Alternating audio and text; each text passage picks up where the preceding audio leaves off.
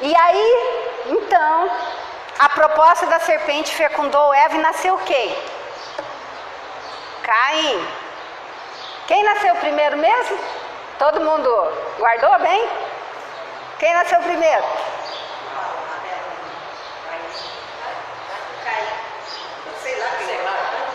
O mal é Caim, gente. Caim nasceu primeiro, já pela tendência deles, da maldade que eles trouxeram de lá, né? Vamos dar uma paradinha aqui e veja, então, vamos dar uma recapitulada. Não tem maçã, tem, Lírio? Não tem sexo explícito? Não tem pecado mortal, tem? Que mata, que exclui o ser humano da face da terra, da existência, tem? Não. Não tem por que condenar a mulher, porque a verdade tem uma fecundação do mal, tanto nos seres do sexo feminino como masculino, certo? Não é assim? Mas olha que coisa mais linda do mundo, também veio Abel. Não podemos esquecer isso. Porém, em Gênesis capítulo 4, versículo 3, 4, temos: e aconteceu ao cabo dos dias que Caim trouxe o fruto da terra. Então, há uma coisa que eu esqueci de falar. Obrigado, cara. Então, aqui terminou uma era. Nasceu Abel e Caim, terminou uma era. Teve os que voltaram para a capela, gente. Vocês acham que sim ou não? Sim. Muitos voltaram. Principalmente os egípcios. Muitos voltaram. Tá? E aconteceu ao cabo dos dias que Caim trouxe do fruto da terra uma oferta ao Senhor. E Abel também trouxe dos primogênitos das suas ovelhas e de sua gordura. E atentou o Senhor para Abel e para a sua oferta. Ou seja, preferiu a oferta de Abel, certo? Está todo mundo ligado nisso? Todo mundo sabe da Bíblia que está escrito isso? Isso poderia, numa interpretação equivocada, distorcida, que extrapola o propósito do texto bíblico, nos levar a dizer que cuidar de rebanho é superior a ser um agricultor. Certo? Ou que a atividade da agricultura estivesse sendo menosprezada, desvalorizada pelo texto bíblico, o que é um absurdo.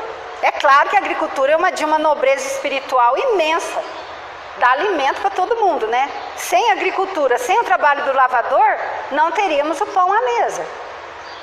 Então não se trata dessa avaliação puramente material. O que está em jogo aqui é um conjunto de símbolos, de simbologias muito profundas, ligadas a quem? Ao Cordeiro, que vão aparecer em todo o Velho Testamento e que se trata da vinda do Cristo, do sacrifício do Cristo. Mas não vamos nos alongar nesse aspecto hoje, tá, gente? Mas há um elemento aqui que é muito importante que observamos.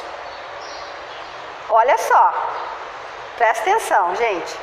Caim e Abel estão em busca da conexão com Deus, não estão? Os dois levaram oferta, o bem e o mal. Se perceberam desconectados, então buscam um caminho de comunhão com Deus. Isso mesmo. E cada qual elege a sua oferenda de acordo com seu nível de consciência, com seu nível evolutivo. Cada qual elege um meio, um instrumento e até mesmo um interesse próprio para fazer essa comunhão divina. Então, temos que ver o meio, um instrumento, tem aqui um papel secundário. É aí que eu falo essa coisa da gente fazer promessa e de joelho está parecido do norte, daqui até lá, chega lá sem joelho, sem perna, sem fêmur, sem nada, e o espírito continua o mesmo. Andréia, mas o mal, Deus, quando ele já cansou de fazer o mal, quer mudar, né? Isso. A pessoa má, quando ela fala chega, porque chega uma hora que ela fala chega, ela cansa, dá tédio. Por isso que eu falei para ler o livro Libertação, dá o tédio. Aí ela se volta para Deus. Aí por isso que a gente vê uma Madre Teresa de Calcutá, a gente vê, né, espíritos assim que se entregam até a carne, o osso, o sangue. E os que vieram da serpente são espíritos mais velhos que vieram de Adão e Eva. Não são mais velhos. O negócio é o seguinte, ó. Veja bem, eu faço mal para alguém. Eu fiz o mal para alguém lá em outra vida. Ok? Tá. Aí, essa pessoa que eu fiz o mal, morreu, ou eu matei, não sei, esquartejei, não sei o que eu fiz com ela. E ela ficou muito brava comigo. Quando eu reencarno, ela vem. E às vezes ela não vem sozinha. Ela se junta, porque ela está com um ódio tão grande. Aí ela se junta com aquele monte e vem em cima de mim. Aí eu fico, né, com idiotia, com um monte, né, de problema. Entendeu? Então o que acontece? Só que esses espíritos que estavam lá em capela, eles já eram maus. Eles não queriam saber de Deus. Mas Jesus não chamou eles? Todos. Está lá escrito no livro Caminho da Luz. Chamou todo mundo e falou assim, olha aqui. Do jeito amoroso dele, foi, olha aqui, né? Ele chegou. Olha, gente, preciso de vocês. Deus me deu, né? Com certeza ele deve ter falado assim, porque, né? Aquela bondade infinita, né? Transcendente, aquela coisa, aquela luz, né? Que deve ter, assim, na hora todo mundo, né? Uau, né? Vixe. Pega, gente, pensa que não pega? Pegou Paulo de Tarso na estrada. Então, Jesus chegou e falou assim, olha, gente, eu preciso da ajuda de vocês. Vocês precisam se transformar. Tem o planeta Terra, tá? Vocês vão ter a chance. Eu vou estar ajudando. O senhor vai mesmo? Alguém deve ter falado, mas o senhor vai mesmo? Vou. Fica tranquilo, porque eu vou lá. Se eu ver que vocês não estão conseguindo, eu vou pessoalmente. Fica tranquilo. Tanto que todos os povos falavam, vai vir o Messias. Vai vir o Messias, não se apoquente. Só que eles queriam alguém para guerrear. Eles queriam literalmente um super-homem, né, João? Né, Arthur? Eles queriam um super-homem. Eles queriam aquele cara voando assim, que chegasse dentro na canela. Que chegasse tirando o pescoço dos outros. Naqueles que estavam fazendo mal. Então eles não entenderam. Por quê? Porque é deles. Aí o que acontece? Eles vêm, né? Só que daí começa aquela coisa, né? Eles ficam aqui, planando, todo mundo. Agora que tem os mais espertão, porque é o que fala Emmanuel. Não é que todo mundo é ruim nesse planeta, gente. Tem muita gente que chega e encosta no outro, né? Principalmente no jovem, não tem? Fuma esse cigarrinho aí. Não vai dar nada não, só um. Ah, não, minha mãe falou que não é para me fazer isso, eu não vou fazer isso não. Cara, sua mãe é uma... Tá ultrapassada, isso aí não dá nada não. Fuma esse cigarrinho, vai. Não, eu não quero. Não quero. Chega no outro dia, fuma o cigarrinho, não vai dar nada. Ah, tá bom, daí, vai. Aí pronto, acabou, encerrou. Tá nas drogas. Então, não é que, tipo, eu sucumbi de tanta pessoa falar comigo e eu sou uma pessoa má. Aí eu vou ter que matar e roubar para sustentar o meu erro. É porque o outro me induziu.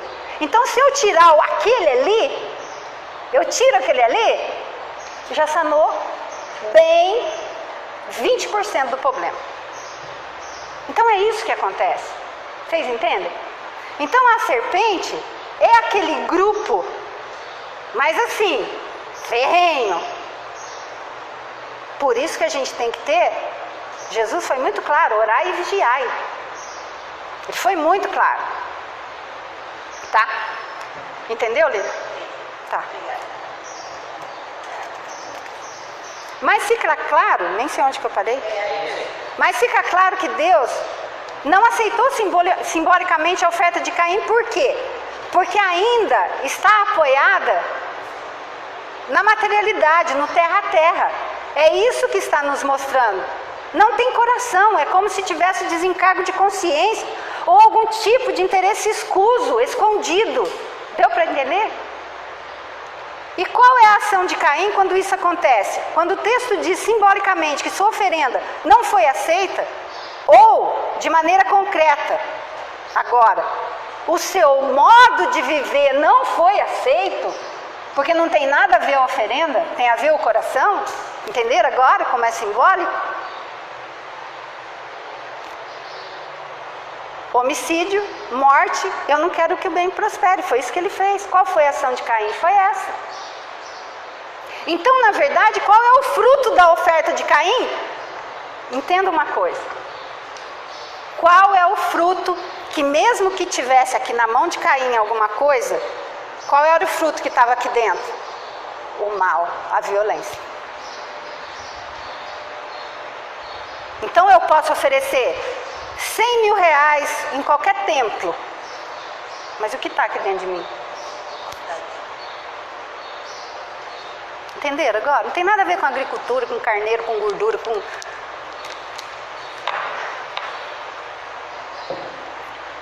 Então, na verdade, qual é o fruto que está dentro de Caim? A oferta que ele está levando ao Senhor. Indiferença, corrupção, morte, assassinato, violência. Esse é o fruto das obras de Caim, da vivência de Caim. É o que estava dentro dele até o momento, era essa sua oferta. Entendem isso? O fruto de Caim, tanto que o fruto de Caim foi a morte do seu irmão. Por quê?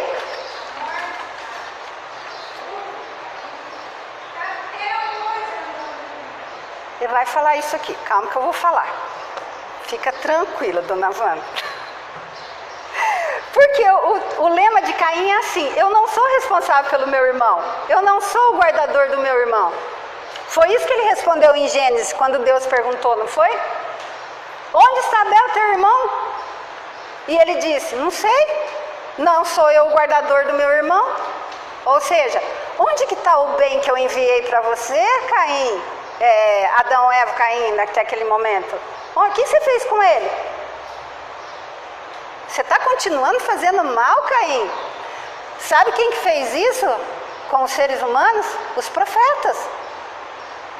Nós estamos continuando fazendo a mesma coisa, gente. Vocês pararam para perceber? Os profetas não falavam isso para eles? E os mais poderosos não mandavam decapitar os profetas? Por causa que eles falavam isso? Então Deus sempre mandou assim, Adão, Abel, Caim, razão, o sentimento e a maldade que fecundou. Escuta, o que você fez do bem que eu mandei para você? Mas vejam, é interessante porque, veja como que não tem nada a ver uma coisa com outra agora. Mas vejam, é interessante porque naquela época o irmão mais velho era responsável por toda a família. Depois do pai, entenderam? Se o pai morrer, eles eram responsáveis. Inclusive, recebia a maior parte da herança para isso. Ainda bem que eu sou filha única, eu já vou receber assim, né? Tudo, mas...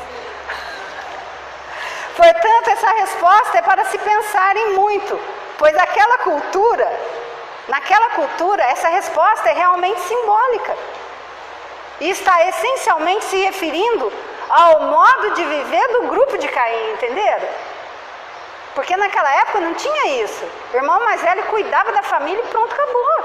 Como que vai responder para Deus, não sei do guardador do meu irmão? Por isso que Deus está, os profetas falando, escuta, e o bem que eu mandei para vocês estão fazendo o que com ele?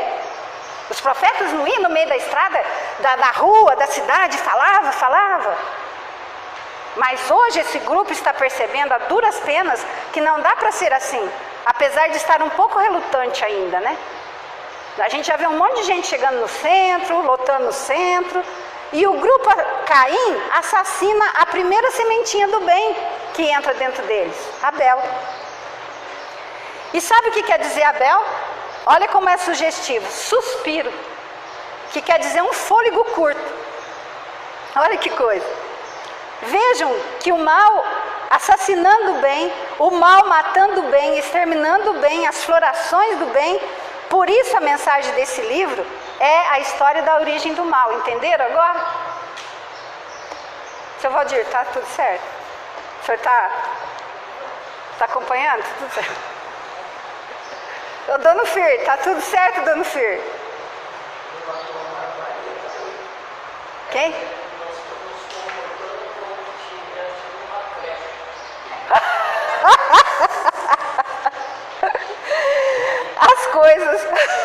As coisas começam a funcionar como se estivesse numa creche. As coisas começam a funcionar, começam a se organizar, vem o mal e destrói tudo. Aí tem que começar do zero. Vou mudar vocês dois de lugar. Eu vou ter até que mudar os dois de lugar. É o grupo Caim, é o padrão do grupo Caim, que é um padrão de inveja, de egoísmo, de orgulho, que vão se expressar em inveja, raiva, indolência, violência, etc, etc. Que redundam, que acabam se concretizando em atos práticos. Porque nós conhecemos a árvore pelo fruto, não é? Esse é o fruto que simbolicamente Adão e Eva comeram. Agora deu para entender? Eles comeram, se lambuzaram do mal. Mas como é que avaliamos Caim? Não é pela cor dos olhos, não é pela cor da pele, não é pelo nome, não é pela etnia, não é por onde vivem. Eu avalio Caim pelo fruto, pelo resultado da sua ação. Mas esse pensamento do grupo Caim, o outro não é problema meu, é que constitui ao longo de milênios o mundo que vivemos hoje. Está vendo como que fica claro?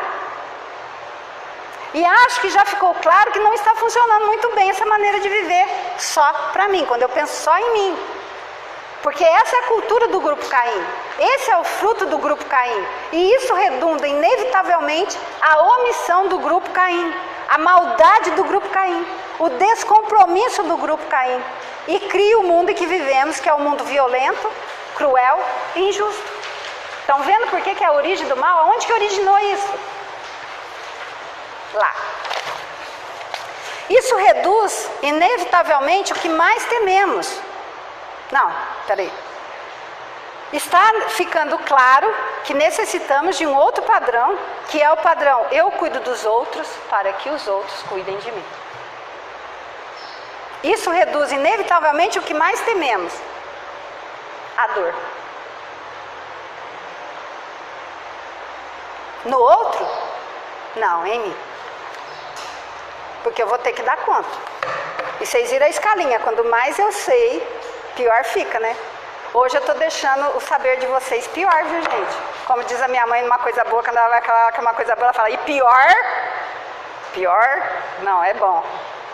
O que o texto bíblico está querendo nos alertar é que houve uma progressão do mal, porque quanto mais pessoas praticando o mal, mais a maldade cresce, de uma maneira mais veloz e mais violenta. Até chegar hoje no plano da transição que nós estamos vivendo, que não reencarnarão mais aqui espíritos empedernidos do mal.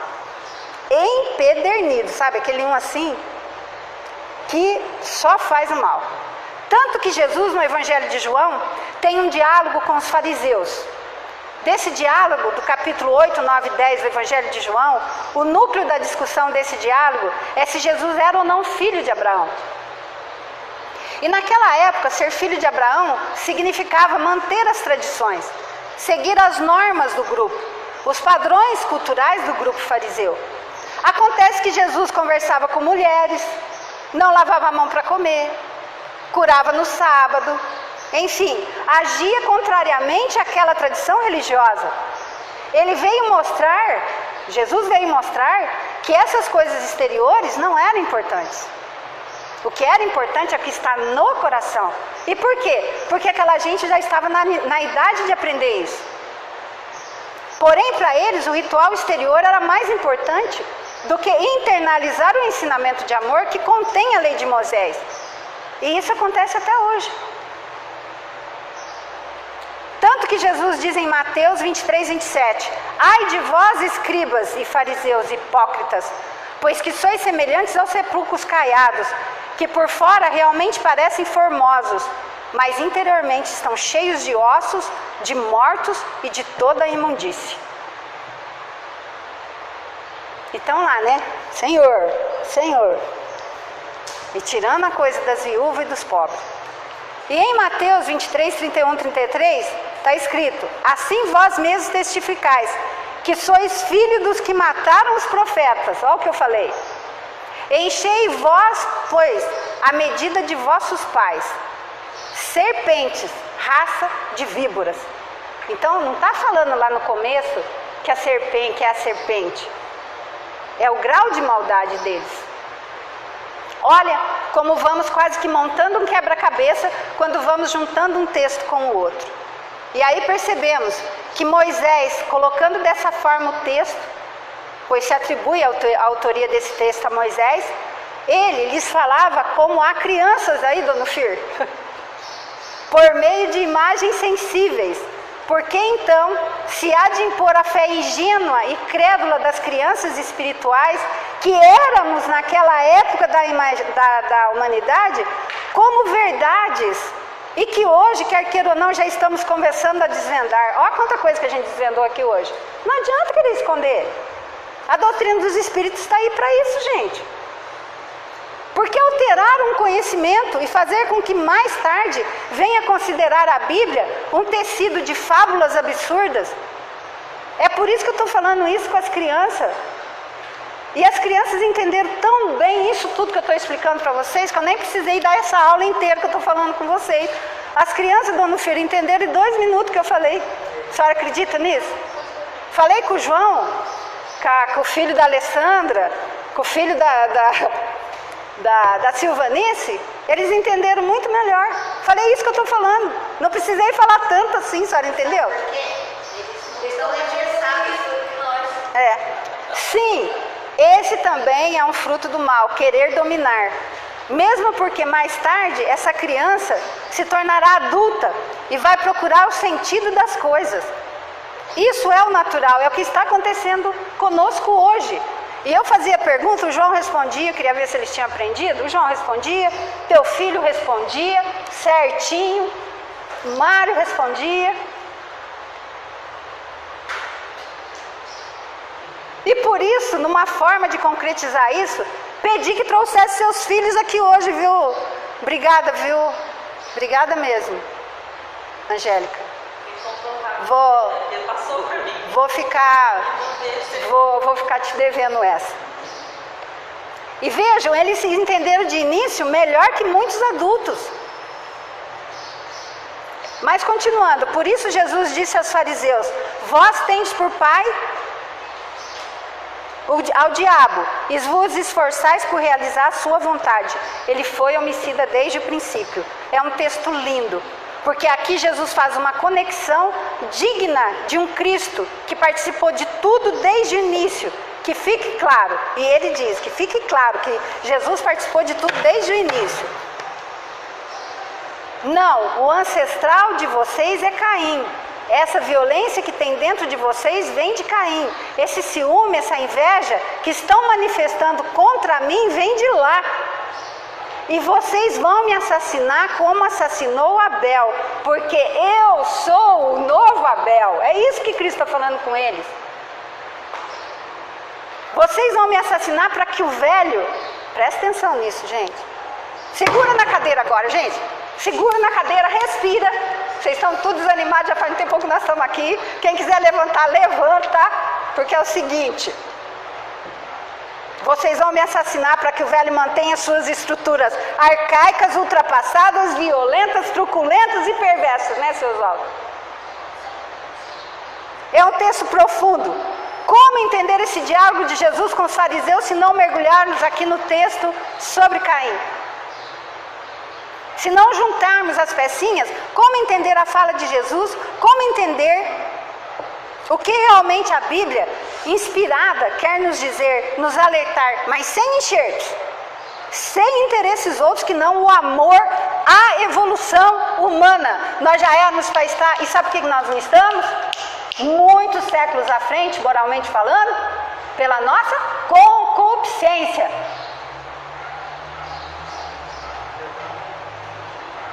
Entenderam agora?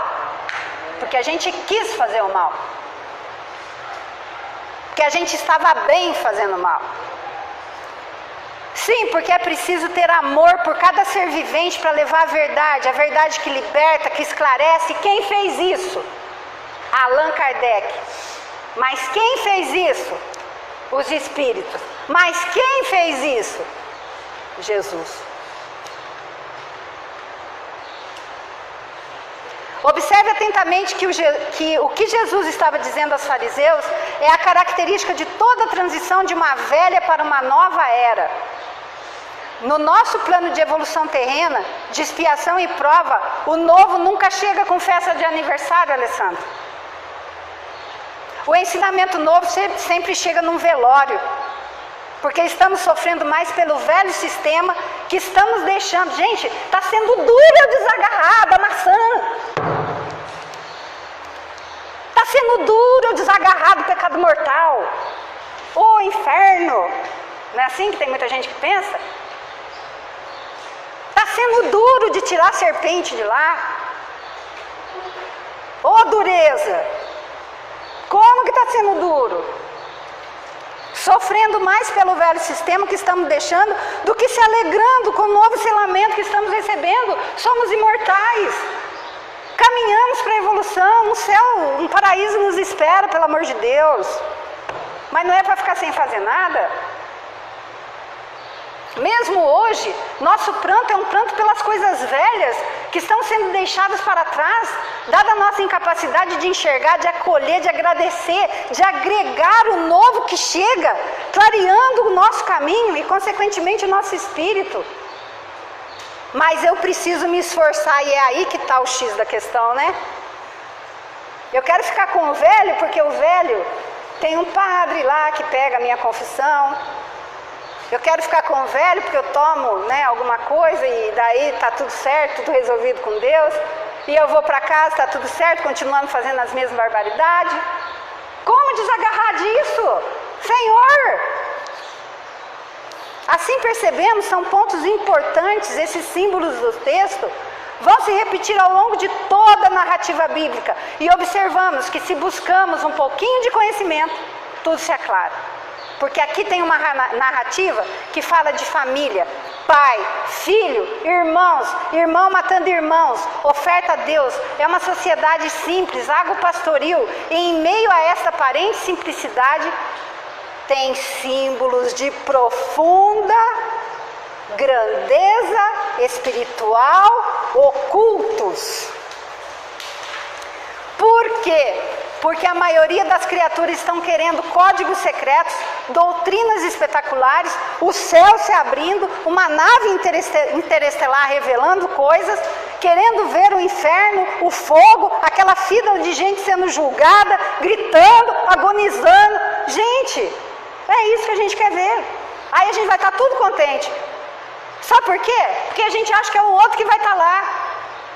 Eu não vejo a inveja que tem dentro de mim, eu não vejo a maldade que tem dentro de mim, eu não vejo. Aí eu acho que é o outro só que vai estar lá da fila do inferno e eu vou estar aqui do céu, né? Olha lá o fulano, eu falo, eu sabia que ele ia estar na fila do inferno. O que é isso, gente? Ninguém é bom aqui. Ninguém é bom aqui ainda para estar na fila do céu, não. O que acontece é que os tradutores fazem uma lambança quando estão traduzindo, porque uns querem fazer texto bonito e outros querem tirar proveito mesmo. E o texto está nos convocando, nos alertando para o bem, porque até que enfiemos isso na cabeça, temos que ser bons, vamos sofrer as consequências de nossos erros, e caso a teima seja demasiada, tem outros planetas, né, seu Oswaldo? Nos esperando para alcançar a perfeição, mas não o inferno. Desistam. Pode desistir. Talvez até desejado por alguns para continuarem a exercitar o poder sobre os menos avisados, mas não é assim. Por isso que Jesus diz aos fariseus que eles continuavam filho de Caim, querendo matar o bem, porque ainda estavam procedendo da mesma forma que Caim, da mesma forma lá de onde iniciaram o processo nesse planeta. De certa forma, ele os está alertando, para com isso. Não é, João? Entende? Alguma dúvida, Arthur? Tudo certo? Eu dei uma palestra aqui esses dias, né? Aí o Arthur foi comigo lá em Venceslau. Eu falei, filho, senta aí, porque ele não tinha ouvido eu dar a palestra aqui, né? Até esqueci o tema agora. Tempo de renovar. Aí no caminho de volta eu falei, filho, você entendeu? Ele falou, você não estava falando da vinha, né? Olha o tamanho dele. Você estava falando sobre o ciclo da vida, né?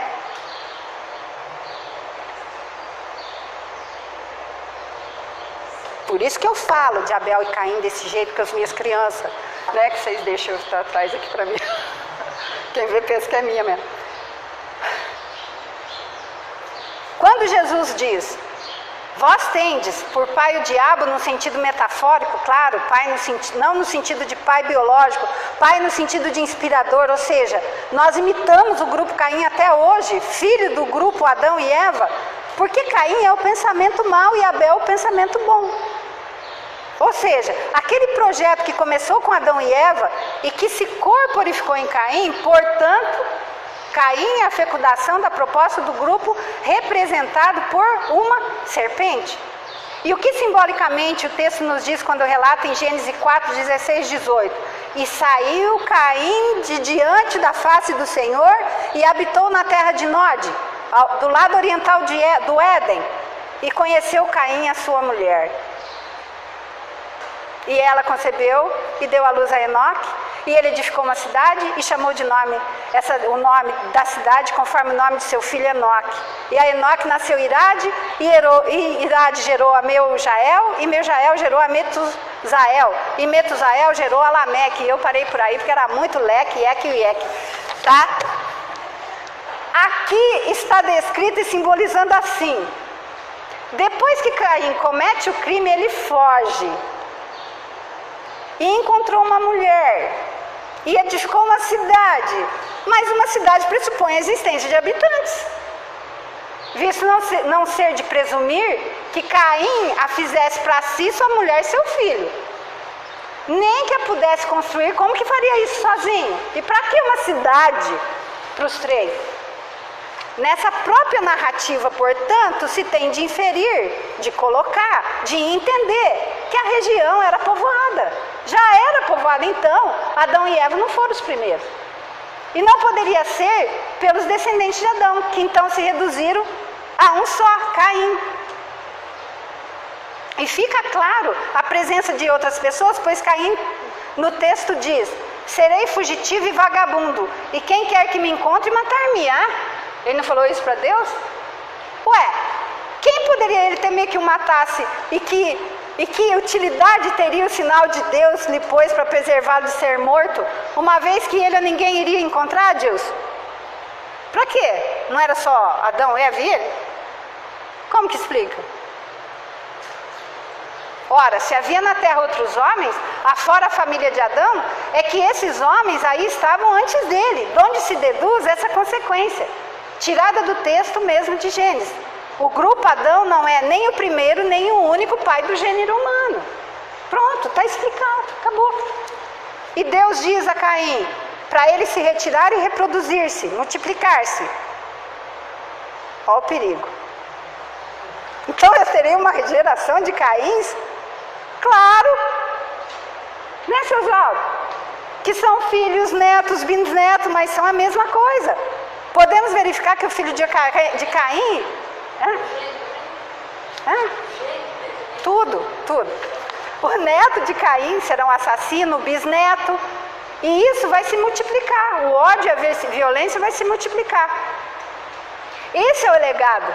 Sua origem, Caim é o pai, é o patriarca da violência, do ódio, do ciúme, na linguagem simbólica do Velho Testamento. Essa é a herança daqueles seres que vieram de capela para ajudar na evolução intelectual do planeta. Vejam, gente, porém não conseguem atingir seu objetivo de pronto. Agora preste bem atenção, que eu vou falar.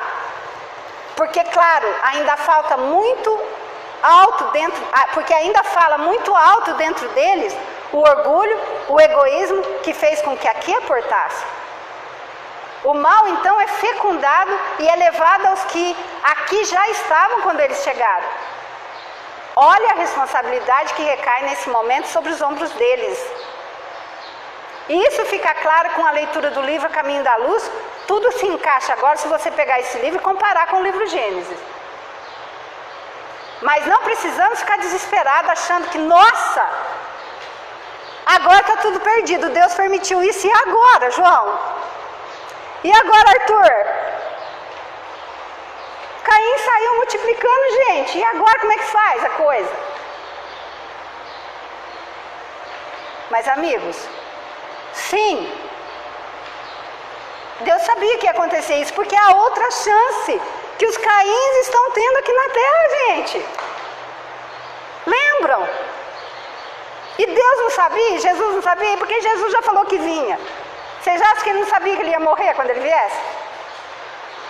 E esse levantar véu, que não é nem véu, é um lençol bem grandão, de uns 400 mil quilômetros mais ou menos, para os nossos espíritos, é o maior símbolo da misericórdia do Pai. O recomeço sem inferno nenhum.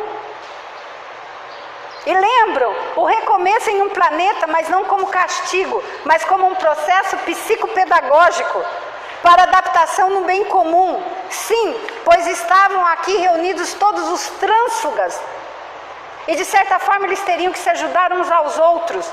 Mas amigos, vou repetir, não se desesperem, porque depois de passarem por muito umbral lá em Capela, aqui é a nova chance. Por isso já se sabia de antemão, claro, que eles não se tornariam anjos saindo de Capela e vindo para cá. Por isso fomos colocados em meio à civilização animalizada que aqui existia. Porque nosso DNA psíquico batia com que aqui se iniciavam rumo à evolução. Ó aqui, ó, a nossa humanidade, quanto que é aqui, ó. E olha a nossa humanidade. Vejam que os capelinos batiam com isso aqui.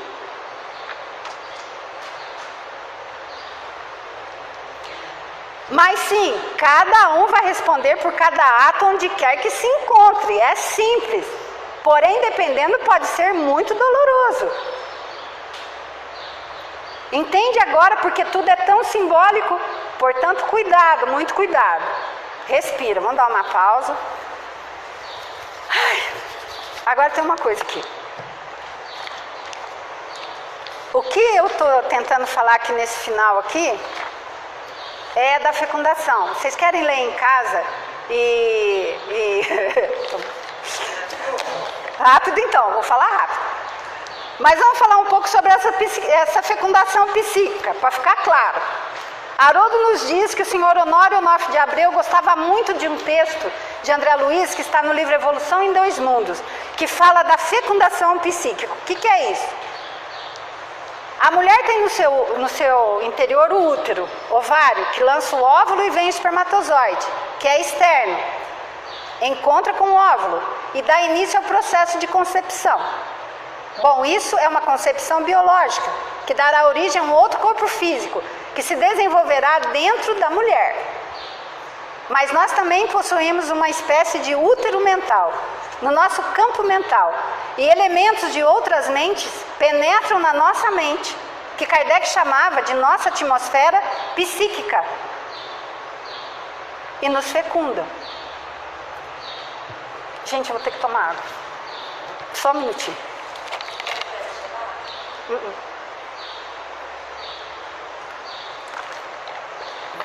É a mesma coisa.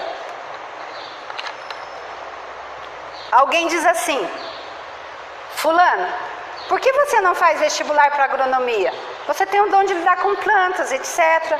Você já está trabalhando aqui na empresa mesmo, você já faz esse trabalho nesse campo. Pensa nisso. Olha a pessoa fecundando a outra. Aí a outra pessoa acolhe aquela ideia e a fecunda, aceita e entra no curso. Vai muito bem, se forma. E lá no dia da formatura, no convite, ela escreve assim: queria agradecer ao meu chefe, fulano de tal, que insistiu para que eu fizesse agronomia. Se não fosse seu incentivo, eu não estaria aqui hoje. Veja, fecundação psíquica. E qual é o fruto? O diploma. O diploma de agronomia é o fruto da fecundação que ocorreu lá atrás. Lógico que foi a fecundação de uma semente maravilhosa, mas é para a gente entender. Agora, deu para entender porque a ideia é a mesma? A serpente fecunda Adão e Eva, que estão aqui dentro de mim e de você, que é a minha razão e emoção, porque eles, vejam, eles, razão e emoção, permitiram essa fecundação. Na verdade, minha razão, que deveria estar vigilante com meus sentimentos, não deveria permitir que meu campo mental fosse fecundado por qualquer coisa que me cause mal. Mas aí a razão amolece, o discernimento arrefece, o bom senso baixa a guarda. Nesse momento, nosso coração, nosso sentimento aceita qualquer coisa, qualquer proposta, inclusive a proposta de afastar-se de Deus. Às vezes você está precisando de dinheiro, alguém fala assim, não esquenta não, vamos dar um olé lá na sua tia, a gente arranca o dinheiro lá da conta dela e tá tudo certo. Fala, não, imagina, não vou fazer isso não. Estão entendendo, gente? Assim observamos que a serpente é o adversário. Por isso Caim é a serpente corporificada nesse sentido simbólico, entenderam? O ato de inveja, ciúme, violência e ódio de Caim espalhou-se por toda a terra, exterior e interior, coração. Porque essa marca de Caim está dentro de mim, está dentro de você. É o maior desafio da evolução hoje, em plena transição planetária. É calar a voz de Caim, que existe dentro de mim, para que o Abel possa falar. Deu para entender agora? Ai, agora você está com uma carinha mais boa, Alessandra. Ai, que bom, graças a Deus.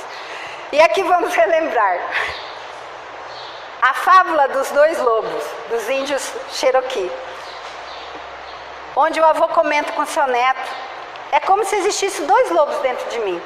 Um deles é bom e não faz mal. Ele vive em harmonia com todos ao seu redor e não se ofende. Ele só luta quando é preciso fazê-lo e de maneira reta. Mas o outro lobo, esse é cheio de raiva. A coisa mais insignificante é capaz de provocar nele um terrível acesso de raiva. Ele briga com todos, o tempo todo, sem nenhum motivo. Sua raiva e ódio são muito grandes e por isso ele não mede as consequências de seus atos. É uma raiva inútil, pois sua raiva não irá mudar nada. Às vezes é difícil conviver com esses dois lobos dentro de mim, meu filho, pois ambos tentam dominar meu espírito. O garoto olhou intensamente nos olhos do seu avô e perguntou: e qual deles vence, vô? Ao que o avô sorriu e respondeu baixinho. O que ele respondeu, Arthur? Pode falar. Isso. Aquele que eu alimento. Portanto, o estudo de hoje não é para desanimar. É para abrir nossos olhos espirituais. Porque lá adiante nós veremos um Adão e Eva. Agora com nome. Com nome verdadeiro. José e Maria. Agora num sentido individual mesmo. Não no sentido de grupo, como falávamos anteriormente. Agora temos José, que houve uma proposta e a aceita. Porque não pense que foi fácil para José. E Maria, que houve uma proposta e não pense que foi fácil para Maria também. Mas ela ouve não a proposta da serpente, que rasteja, que é terra a terra, pois ela ouve o anjo. E neste momento a palavra de Deus, o verbo de Deus trazido pelo anjo agora, é acolhido e se corporifica ali, como Jesus. Jesus é o verbo corporificado. Jesus é a proposta divina materializada, porque ele concretiza a proposta divina. Kardec nos diz que Jesus é a mais pura expressão da lei divina, porque Kardec trabalhou lá o conjunto das leis morais no Livro dos Espíritos, trabalhou a escala espírita, os patamares evolutivos dos seres, e mostra que Jesus é um espírito da mais alta hierarquia, e que por isso ele é a mais pura expressão da lei divina. Ele é cumprimento integral da promessa da lei divina para conosco, ou seja, porque Deus quer que nos conquistemos para tomar posse daquilo que nos pertence, para sermos suas criaturas. Portanto, o que o texto está trabalhando aqui é que Abel, ali no Gênesis, já é uma semente. Uma sementezinha do que virá a ser um Cristo em nós. Simbolicamente falando. Porque eu não estou falando do Cristo histórico. Jesus que encarnou. Estou falando da semente que um dia vai brotar porque ela está predestinada a ser impelida pela razão, lembra? A razão vai te dominar? O teu marido vai te dominar? A razão? Será impelida a ser dominada pela razão, pela inteligência que há dentro de mim. Lembra que Deus disse? Serão impelidos para a razão, representada por Adão? E um Cristo vai florescer dentro de mim e dentro de você. E de você também. De você, de você. Mas a razão precisa se sobrepor para que haja equilíbrio no sentimento. Aí eu vou entender o apóstolo Paulo quando disse: já não sou eu quem vivo, mas o Cristo que vive em mim. Dona Ofir, a senhora vai falar alguma coisa? Venha, por favor. Faz um... Vai lá aqui vem aqui, por favor. Vem aqui, por favor. Pega ela lá, Karen. Não, eu queria que a senhora falasse. Vem aqui, Dona Ofir, vem aqui, por favor. Vem. Não, só pra gente... Vai, fala daí então, fala daí, vai.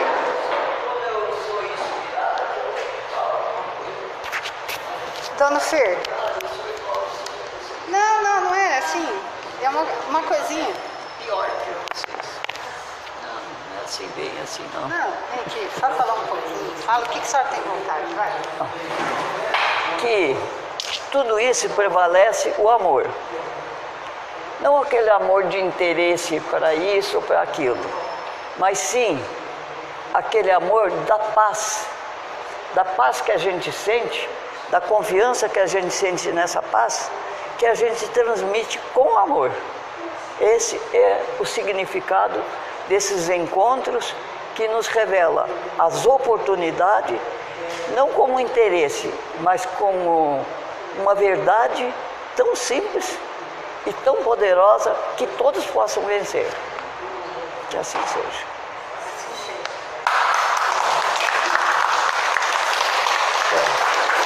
Porque quando se fala em amor, interpreta de várias maneiras. Não. Pense numa paz. Aí sim, você interpreta o amor. Viu? É isso aí. Obrigada. Eu te agradeço. Muito obrigada, muito obrigada. Seja feliz. Obrigada. Olha, Ô, gente, agora deu para entender, viu? ficou alguma dúvida?